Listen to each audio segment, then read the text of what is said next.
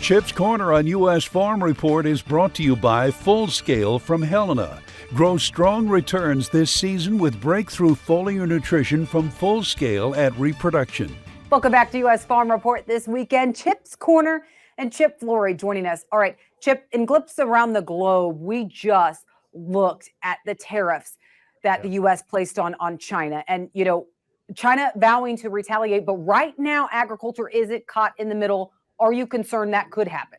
Absolutely, I'm concerned that could happen. And when you think about it, you look at the trade playbook of the Biden administration, it looks very similar. There's at least some rhyming choruses to what we saw under the Trump administration. And we're seeing some of those things continue into the Biden administration. And not only that, but when Biden announced the tariffs against China, Trump was right there with his one-upsmanship and said, if you're going to tariff EVs at 100%, I'll tariff EVs at 200%.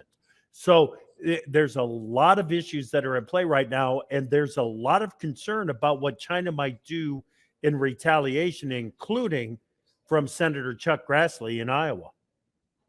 I'm a free trader. I'm a free trader because Iowa manufactures and does services and does agriculture way beyond what we consume domestically, and we must be exporting.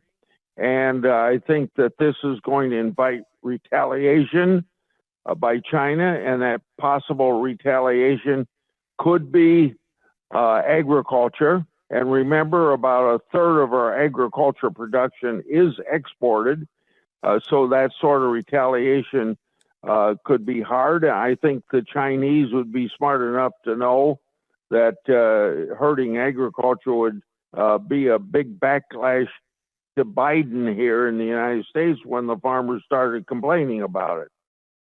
Okay, there it was. That's your clue as to what might happen next. If we're looking at, I should say, if the Biden administration is using kind of the same playbook that the Trump administration was using, if following the tariffs on Chinese imports is official retaliation by China, what comes next? Payments, farm payments. And we've never seen a disaster that this Congress doesn't love. They love spending money where they think it needs to be spent.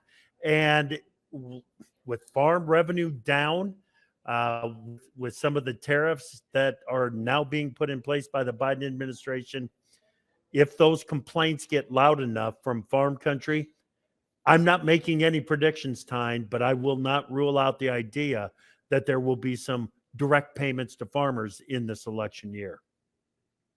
But if we do see China retaliate, which they have vowed to do so, we don't know if agriculture will be caught in the crossfires of that. But we know right now China only comes to the U.S. when they need to, not when they want to. I mean, Brazil is their preferred source. So if you look at all of our commodities, what could they retaliate against that would hurt us the most? Okay, couple of things. China will come to the U.S. when it benefits them the most. Not so much when they need something, when it benefits them the most.